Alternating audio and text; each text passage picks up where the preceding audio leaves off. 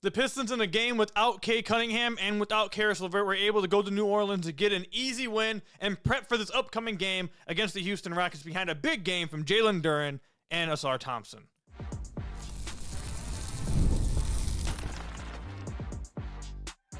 You are Locked On Pistons, your daily Detroit Pistons podcast, part of the Locked On Podcast Network, your team every day. What's the deal? Welcome back to another episode of the Locked On Pistons podcast. Per usual, I'm your host, Khahil. I've been covering the Detroit Pistons for the last 4 years for the Locked On Network, been a credential media member over the last 3 years, and I appreciate all of you guys who help make Locked On Pistons your first listen of every single day. We are free and available on all your podcast platforms. I also want to thank you guys for helping make the Locked On Sports Network the #1 sports podcast network in America. We appreciate all of your guys' support. You guys are so big time. Later on, we will discuss why the Pistons need to just please play Daniss more and just face the reality of the situation. Also, we got a little more on-ball Ausar Thompson in this game because Cade Cunningham was out. I want to discuss how that looked. But first, we're going to go ahead and just break down the game in general versus the New Orleans Pelicans. The Pistons played this game without Cade Cunningham and Caris LeVert. One of those things was probably for a good reason. But Cade, obviously, he was shown on the broadcast. He was wearing a long sleeve like jacket, but he had like his right wrist, his right hand, I should say, or right arm actually. The sleeve kind of like rolled up for a minute, and you saw just how bad the bruising was. The bruising's really bad on his wrist. I don't know what he did, but it clearly looks like a bone bruise or some kind of bruising. I'm not a doctor, but that thing looked messed up. It did not look good. So hopefully Cade is back for their upcoming game against the Houston Rockets on Friday. That's going to be such a big-time game. It's part of rivalry week as well, obviously, but just because it's two of the better teams in the NBA going against each other, not even just because of the whole Thompson twins thing. I think that's kind of like not even a real storyline, to be honest. Like, it is a real storyline, but it's one, like, couple bars down. Just two really good teams playing against each other, East versus West during rivalry week. I really hope that he's healthy for that game so we can get a fun game in that one. But with him out, Jalen Duren stepped up, had a really good game. Duncan Robinson stepped up, continued to play how he's played all year. And honestly, like, I don't feel like we've truly given Duncan Robinson, or I should say me. I've praised him a lot this year, but every time he plays like this, I feel like I haven't praised him enough. Duncan has been he has been so much better, I think, even than anyone with like the most optimism surrounding him could have expected.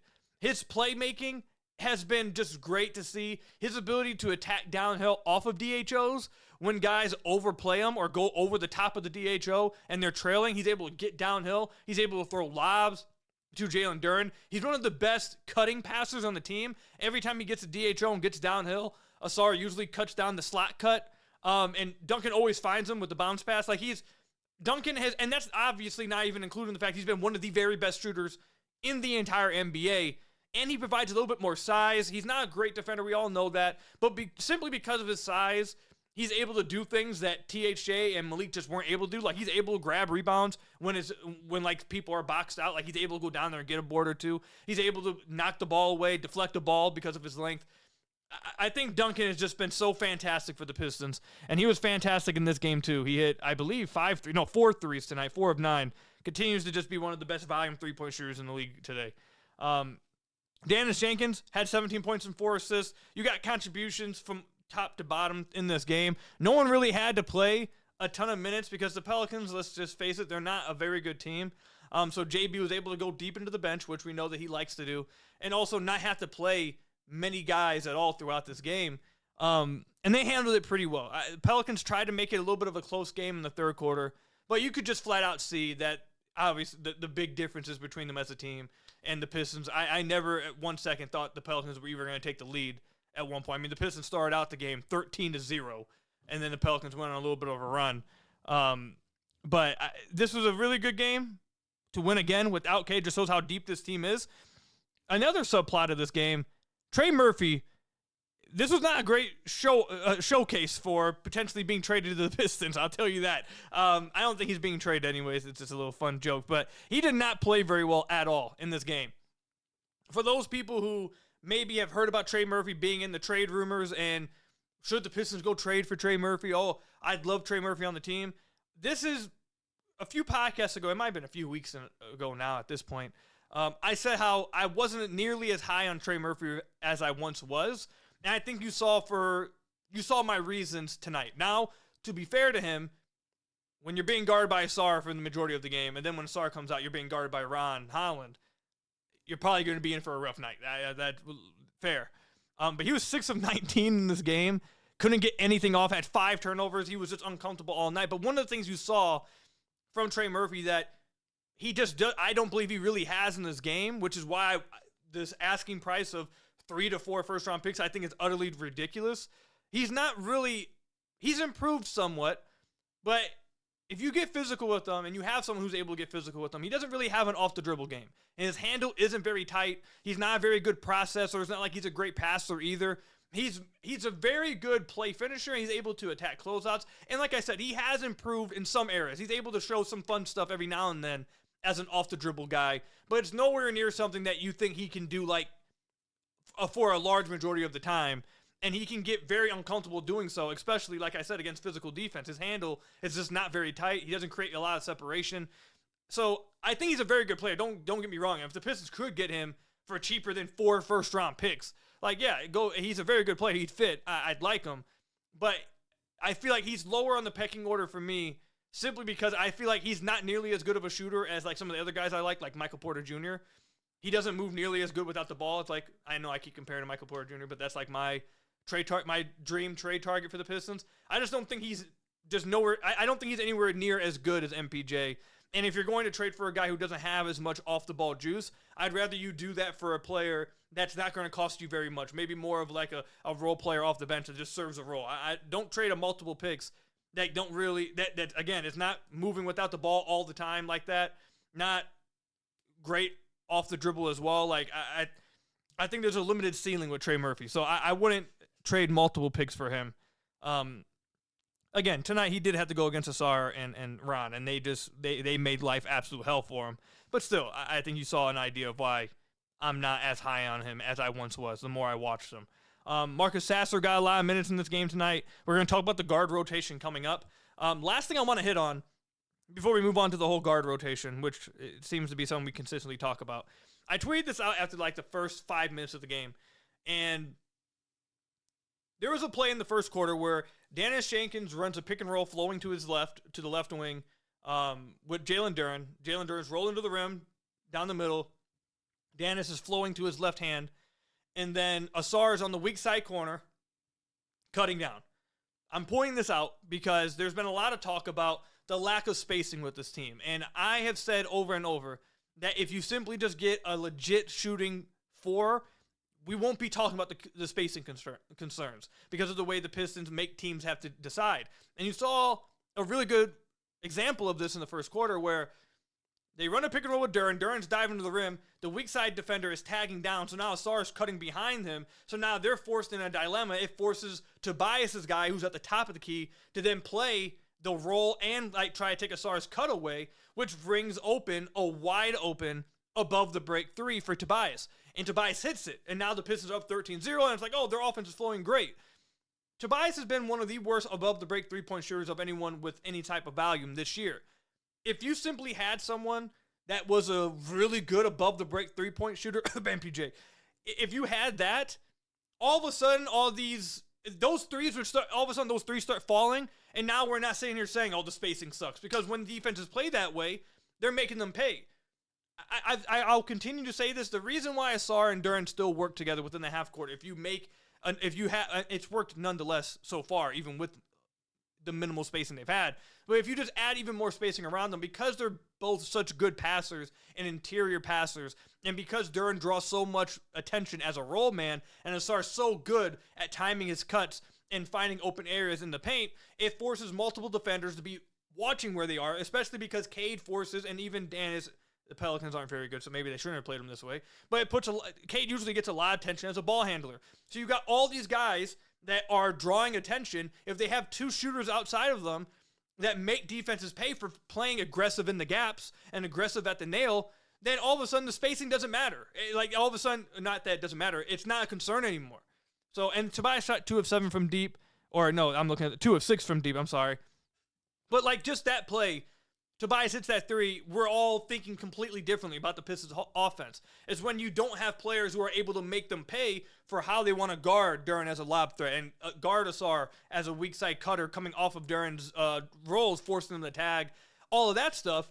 That's when it really pops. That's when it really pops. It's like, man, it's not looking good. If they simply had that consistently, it would be, I think their half-court offense would shoot up major levels. But coming up, I want to talk about why the Pistons have to play Daniss Jenkins. They just need to. And it's time. Look, we're on January 21st. We're a few weeks away from the trade deadline. It's time for the Pistons to face some reality. It's done sugarcoating things. It's time to be real about some things. We'll talk about it coming up.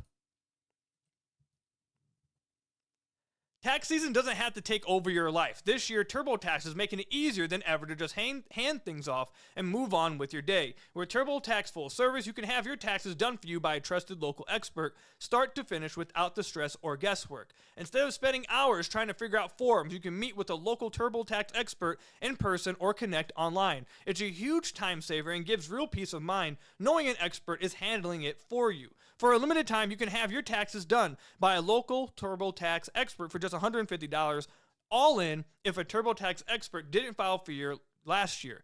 Just file by February 28th. Take taxes off your plate and get back to your life. Visit TurboTax.com/local to book your appointment today with TurboTax. So I want to thank you guys again for making Locked On Pistons your first listen of every single day. We are free to available on all your podcast platforms. If you haven't already, head to the YouTube channel at Locked On Pistons. Hit that subscribe button or leave us a 5-star review on whatever podcast platform you're listening to this on. That's another great way to support the podcast. And if you haven't already, go check out our new Everydayer Club. If you want to listen to Locked On Pistons without all the ads, just one clean listen full through, you can join the Everydayer Club and you'll get something that's compatible with the Apple Podcast, Spotify, and every other major podcast app that allows you to get ad-free listens of Locked On Pistons. You'll also get invited to the Everydayer Discord, where you can join the Locked On Pistons server and talk with the entire community of Locked On Pistons during games, after games, in between game days, whatever you want. Chill in there. It's a fun community. If you want to join it, you can head over to LockedOnPodcast.com/Everydayer Club to learn more. All right, look, guys. Daniss Jenkins, he has 8 games left. He has 8 games left of eligibility before you can no longer play him any longer. You can't play him anymore after 8 games because of his 2-way deal. That will take you up to, I hate when my tabs freeze on me. I need to upgrade my PC. If anyone who's listening to the podcast, actually, I'll go ahead and ask for a favor here. If anyone who's listening to the podcast is like a big PC person, let me know about like what graphic cards I'm supposed to like upgrade to, whatever. I don't know anything about PCs. I had this one built in for me, but it's starting to move slower now, so I think I need to upgrade. Either way, that would take you up to Houston, Sacramento, Denver, Phoenix, Golden State, Brooklyn, Denver. Actually, that would take you up. So 8 games takes you literally to the day of the deadline. To the day of the deadline is the last game that Daniss Jenkins can play until you either don't play him anymore or he has to be converted to a standard contract. Now, before we get into this, I do want to make it clear they could very well just simply waive Isaac Jones, create that roster spot, and then give that roster spot to Daniss Jenkins. And I am fully aware, and I understand, that if they don't make a move by the deadline that's sending out more players than they're getting in, which I'm told is a possibility, if that doesn't happen, and I should say that I am told that that's one of the reasons why you haven't seen it yet, because they are waiting to see if that's something they can actually make happen. If that doesn't happen, very likely they'll just release Isaac Jones. They did him a solid, giving him some extra money. He needs it. It's not going to hurt them at the end. It was only a few $100,000. That's how you end up getting good relationship with agents, do good things right by the players. It's a good, PR thing. And you did right by the players. So waive him, and then you give Daniss Jenkins the last roster spot. I'm fully aware that can happen. I'm aware of the whole situation. What needs to, nonetheless, though, by then, Daniss should just be the primary backup point guard for this team moving forward. He is, I'm ready to say it now. We are in January 21st. How many games has Daniss played? 41, right? Because he can only play in 50, right? So I believe he's played in 41. Let me just confirm real quick. He's played in 34 games. He's played in 30. You can only play 41. Okay, so half the season. Fair enough. So he's played in 34 games.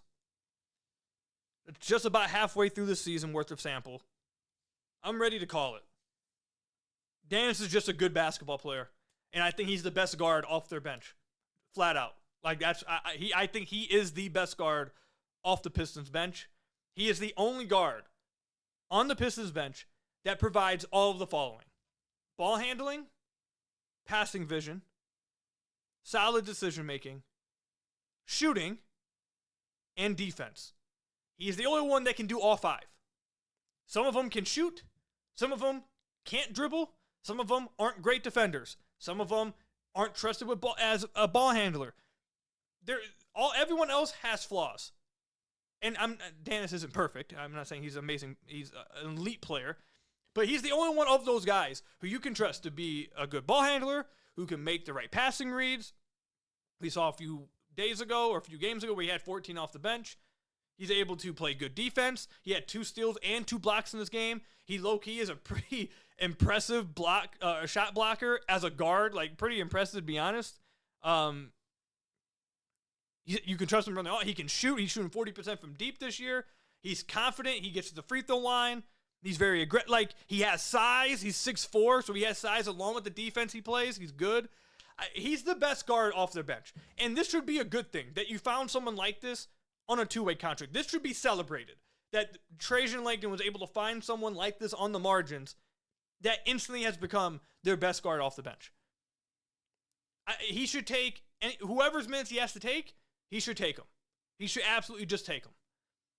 Caris LeVert didn't play in this game. Caris has not been good. So I'd like to see the Pistons move Caris by the deadline. But even if you can't move Caris by the deadline, either take his minutes away or someone else, because Daniss needs to be on the floor. This team is about winning right now, and Daniss gives them the best chance at winning. So far this year, the Pistons are 3.2 points better with Daniss Jenkins on the floor. 3.2 points better with him on the floor. Their defense gets 4 points better, and their offense stays relatively the same. It's only a 0.7 point difference. He's just I don't know what else you need to see from Daniss. Now Daniss did start to turn the ball over a little too much in that third quarter. He ended the game with, I believe, 5 turnovers, right? He had 5 turnovers. He did get sloppy with the ball in the second half a bit. That wasn't great to see. But, that doesn't overshadow the entire season. Even in that, he had 17 points, 4 assists, got to the free throw line 7 times, hit 2 threes, and played really good defense. He just makes things happen anytime he's on the basketball floor. Compare his on-off to Caris LeVert, who they're 5.5 points better when Caris is just simply off the floor. They're 5.5 points better without Caris. There's not an argument. They're 3.3 points better with Ivey off the floor. There's no argument for Daniss. There's no argument for Ivey or Caris to be better than Daniss right now. There's 0. There's not one. There's not one. So all I'm trying to say, play Daniss. Simple as that. And then there's another thing that we just need to start. I'm ready to call this too. I've been basically calling it, but I'm ready to call this. The Pistons need to trade Jayden Ivey by the deadline. They need to look at his market, figure out what he is, what kind of value he has, and move on. I'm sorry to say this for all of his fans, but I don't know how, we have to be honest at a certain point about what we're seeing. And it's now been 27 games, and he hasn't looked good. His 3-point rate this year is up to 49%. What this means is that he is completely reliant. He has been completely reliant on simply making threes. The only thing that he has been able to contribute to this team, it's catch and shoot 3-point shooting. Now, I've said that if he can get a lot of volume up, then that's what his role should be. Just get 5, 6, 7 threes up every single time you come into the game. He made 2 threes in this game, shot 2 of 5. The 3-point shooting is there. The catch and shoot 3-point shooting is there for sure. That is quite literally the only thing that's there with him right now. That's it. And he's not getting to the paint at all. He can't beat his guy off the dribble.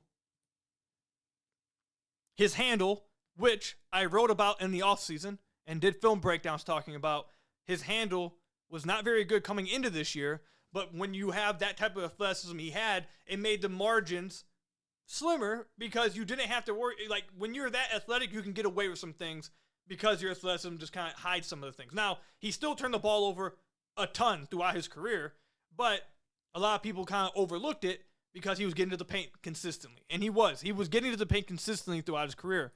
But like we talked about in the offseason, and like I talked about in his season review, Jayden Ivey was one of the players in the NBA, one of the only high-volume paint touch players in the NBA, who was getting to the paint and not creating anything of it. And it was a big critique of mine for years with Jayden Ivey.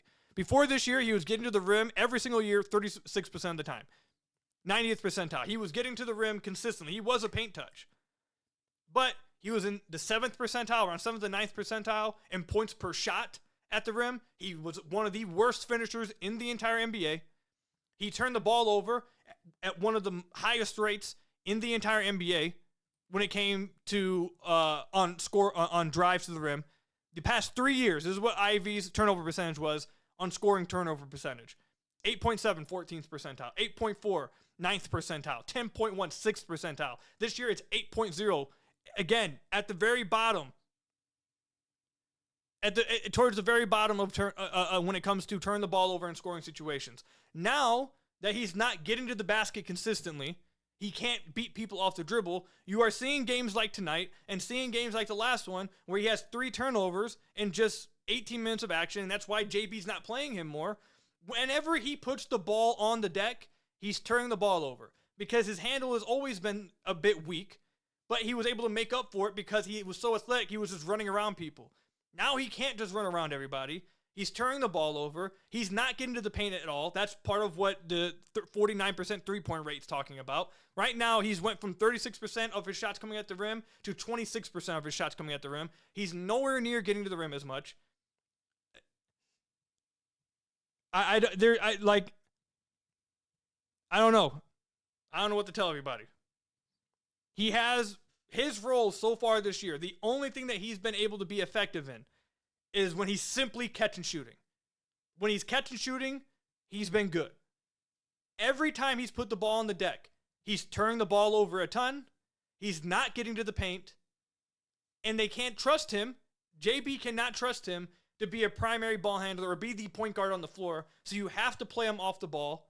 And he's not providing the off-ball scoring as a combo guard because it's only coming in one way. It's not coming in a combo. It's only coming as catch and shoot three-point shooting. It's been 27 games now of this. So, and the reason why I bring up his past years was in the past years, everyone keeps saying, let him get back to how he was. What he was a guy who got to the paint but could not finish, was turning the ball over a ton when he got to the rim, and wasn't finding people open, was not a good playmaker.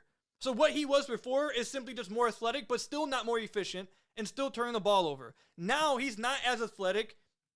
Maybe that comes back as he plays more, but he's not nearly as athletic and beating guys off the dribble. So now he's just turning the ball over before getting to the paint, and it's becoming clearly obvious that anytime he puts the ball on the floor, something bad happens right now.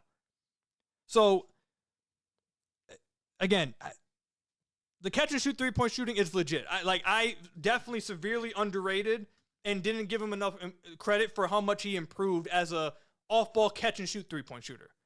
I did not give him enough credit. I didn't buy into last year's sample. He's continued to be a really good off-ball three-point shooter. That is 100% true, and that provides some value to this team because they do need someone else who can shoot a bunch of threes. But everything else has just not been good. Everything else just has not been good. I said it earlier. The Pistons are 3.3 points better with him off the floor.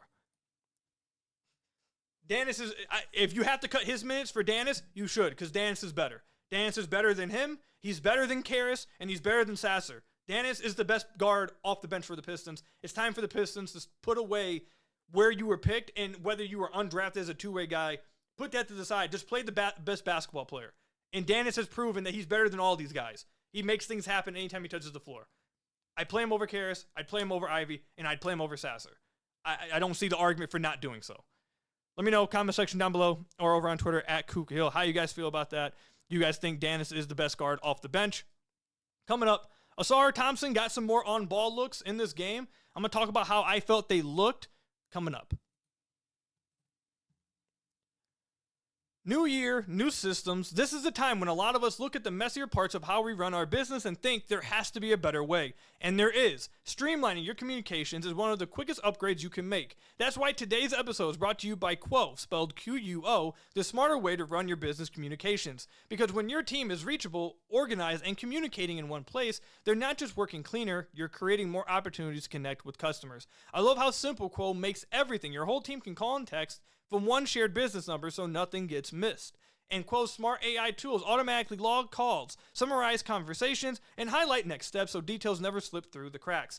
It's no surprise Quo is the #1 rated business phone system on G2, trusted by more than 90,000 businesses, from solo operators to growing teams. Make this the year where no opportunity and no customer slips away. Try Quo for free.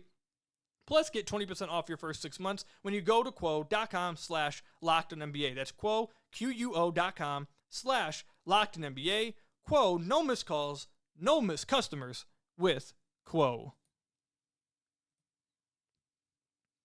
So I want to thank you guys again for making Locked On Pistons your first listen of every single day. We are free and available on all your podcast platforms. If you haven't already, head to the YouTube channel at Locked On Pistons. Hit that subscribe button or leave us a 5-star review on whatever podcast platform you're listening to this on. That's another great way to support the podcast. Tonight, the Pistons were without Cade Cunningham, so they did start Daniss instead, and they got off to a great start, which I thought was a great adjustment from JB. But also throughout this game, they allowed Ausar Thompson to handle the ball a little bit as the initiator in the offense. And just like it did at the beginning of the year, I thought it looked pretty good. Sometimes it looked a little wonky, but overall it created good offense for the Pistons. He got to the paint some. He threw a nice lob to Jalen Duren. He created some really good looks for Tobias Harris beyond the arc, for Duncan Robinson beyond the arc. He was more aggressive as a scorer, particularly in the first half of this game. And just like I spoke about at the beginning of the year, one of the main things that was positive, I mean, I talked about how aggressive he was. That was great. But one of the things that was really good to see is that he was seeing this big increase of usage, but he wasn't turning the ball over. Like, we'll talk about his handle and where it needs to improve the most, but his handle has improved so much from last year. He doesn't get bothered bringing the ball up the floor. He doesn't get bothered setting up the offense. When he's driving and kicking, he doesn't get bothered much. He doesn't turn the ball over a ton when he's on the ball, which is a plus, that's why one of the things I've said is that when Ausar is on ball and aggressive and just getting to the basket and getting a shot put up on the rim, that's still good offense for the Pistons. Because one, either he's finishing, or two, he's forcing help, which he did one time in this game from Messi, I believe it was. And then Jalen Duren just got an easy putback slam because he had to rotate and guard Ausar. Ausar's drives turn into shots on the rim.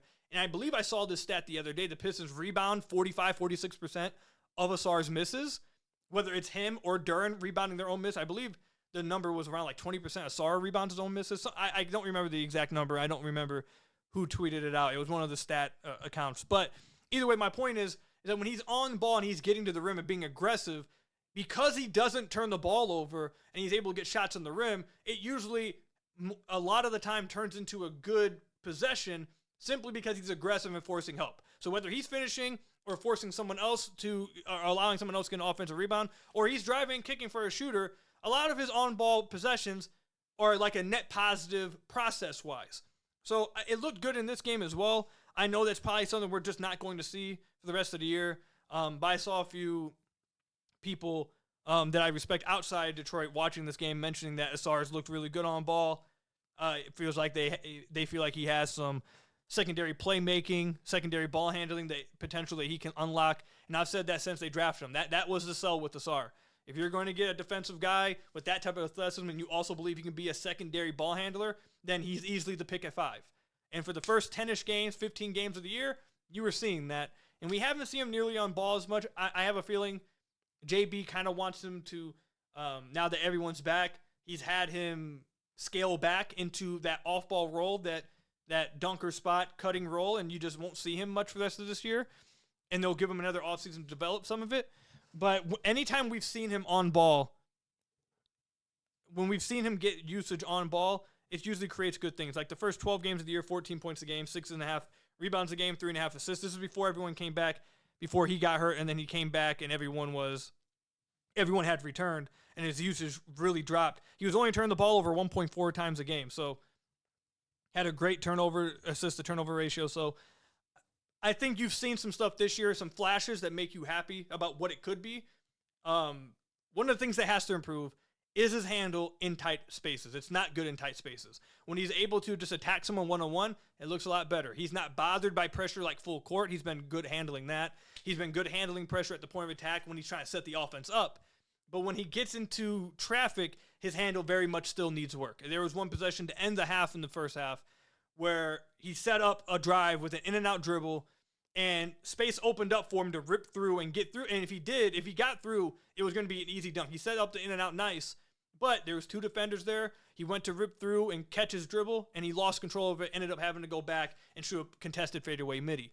Those possessions you see far too often when he's in traffic. So the next set of improvement for him, the handle is improved in like open areas, but when he's in traffic, it still needs to get a lot better. If that makes another jump, if he can improve that throughout this year, probably most likely in the offseason, this next upcoming offseason, I think that's his most important development, not whether he can shoot threes. He needs to become a consistent, really good ball handler that warrants this usage that I'd like to see from him at times, and warrants him getting more driving opportunities in traffic. Because I understand why JB may hesitate from giving him this usage, because in traffic it isn't as tight as it is in open field, in the open court, when he's just setting the offense up. We know he has good passing vision. We know he processes really well. We know all this stuff. That he had some really nice passes, but when he does get into traffic, he loses the ball a little bit. And I don't know what it is. He needs to change his shoes, because he trips over it. Like, there was one defensive possession when he was guarding Murphy full court, tried to deny the basketball, was running back and just tripped and fell down. That's happening too much. I don't know what shoes he's wearing, but he just falls down randomly at times. I don't get it. But the biggest improvement for me, obviously free throws, that's a given. But the biggest improvement for me, he has to improve his handle in tight areas. If he does that, I think that's when JB will really trust him to be like this secondary ball handler. Probably is not going to happen now until next season, which probably is best for him to really try to do it. You like to see him improve again more in traffic. But you continue to see these flashes anytime he's given these opportunities, and eventually you'd like to see these flashes turn into consistent play. It's only his third year. He's 22 years old still. They're very high on his future for good reason. You'd like to see it become more consistent maybe next year, but it's nice to see these flashes to know, hey, it's there. Even though I'd like to see it happen a little bit more often. But let me know, comment section down below, or over on Twitter at Khahil, how you guys felt about how Ausar played tonight. But that's all I've got for you guys today. Hit that subscribe button to the YouTube channel if you haven't already. Leave us a 5-star review, whatever podcast platform you're listening to this on. I want to thank you guys for making Locked On Pistons your first listen of every single day. And until next time, I'll see you guys later. Stay safe out there, and peace out, everybody.